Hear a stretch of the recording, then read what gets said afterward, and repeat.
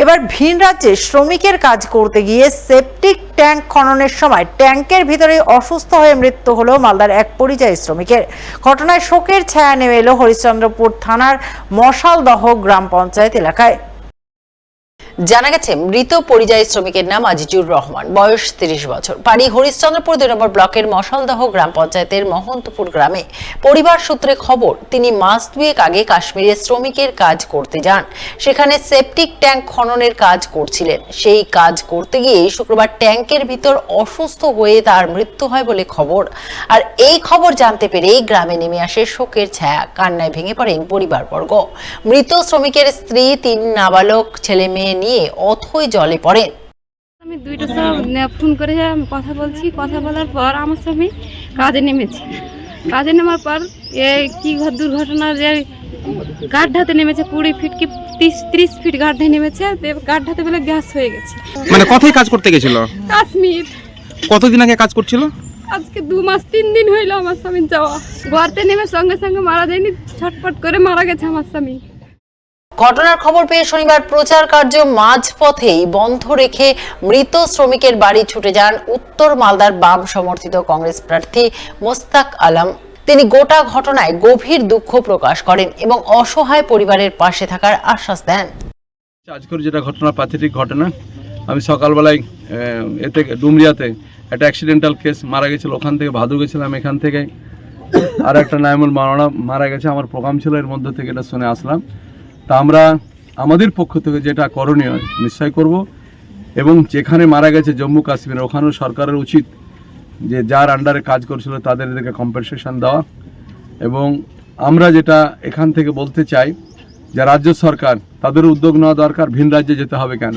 Tax দেবো, এখানে বাস করবো, এখানে বড় বড় বাতেলাগিরি কথাবার্তা, এটা আমাদের বক্তব্য।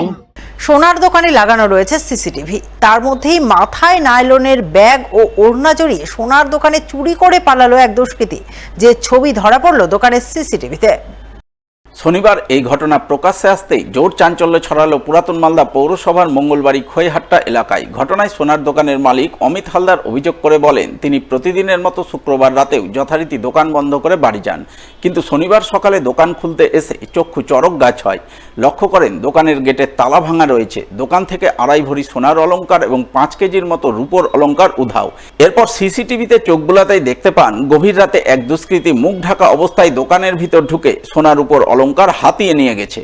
এরপর তিনি সঙ্গে সঙ্গে মালদা থানায় খবর দেন। খবর পেয়ে পুলিশ ঘটনাস্থলে ছুটে যায় এবং গোটা ঘটনা খতিয়ে দেখে তদন্ত শুরু করে। সোনা প্রায় 2.5 ভরি মতো আছে, আর 5 কিলো মতো চাঁদি আছে। আর যখন আমি দেখি মানে থেকে উঠি, আমার বউ দেখেছে প্রথমে দোকান ঘরে তালা ভাঙা আছে। দিয়ে তো আমি ঢুকলাম, দিয়ে ফুটেজ দেখি, আগে ফুটেজ দেখলাম 2:28 ঢুকেছে। ঢুকে ও একটা করে চুরি করেছে প্রত্যেকটা জিনিস। পুলিশকে জানিয়েছি, আমার মার্চেন্ট থেকেও জানালাম, উজ্জ্বল দাকে জানিয়েছি, বিপ্লব দাকে জানিয়েছি, আরও সবাইকে জানালাম, ডাকলাম। দিয়ে ওরা বলছে যে আসছি, ঠিক আছে। ওদের উজ্জ্বল দেওয়া আছে, মুখটা অতটা বুঝে যাচ্ছে না, আবছা বুঝে যাচ্ছে। মাথাতে কি দেওয়া ছিল? মাথায় ব্যাগ আর ওড়না দিয়ে পুরোটাই বাঁধা ছিল।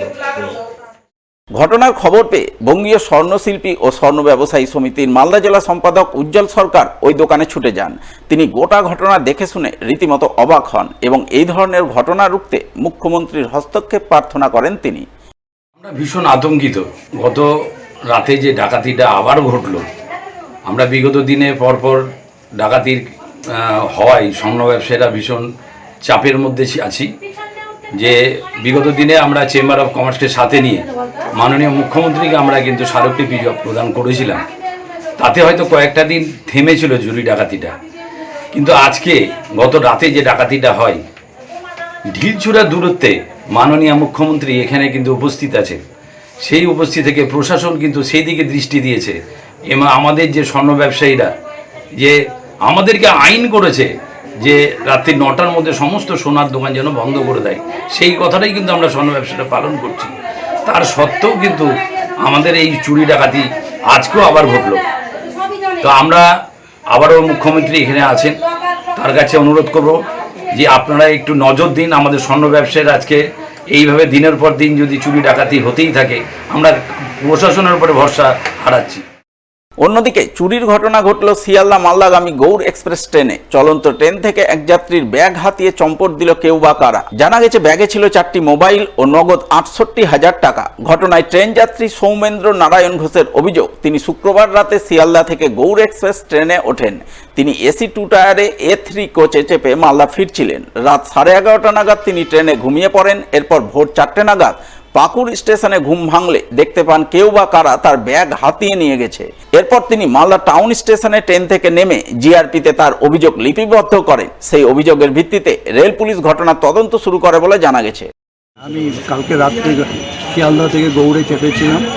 আমার 2 এসিতে ছিল, 3A coach, seat number 31, lower বার্থে ছিল।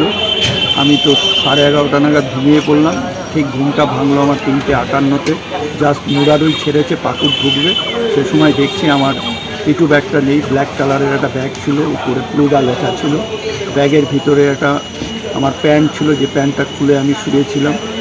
মানি ব্যাগ ছিল, মানি ব্যাগের মধ্যে আমার ক্রেডিট কার্ড ছিল HDFC ব্যাংকের, ড্রাইভিং লাইসেন্স ছিল, খুচরো 200 টাকা ছিল। ব্যাগে আমার ওষুধ ছিল 2 রকমের, খাবার দাবার ছিল, 4খানা মোবাইল ছিল।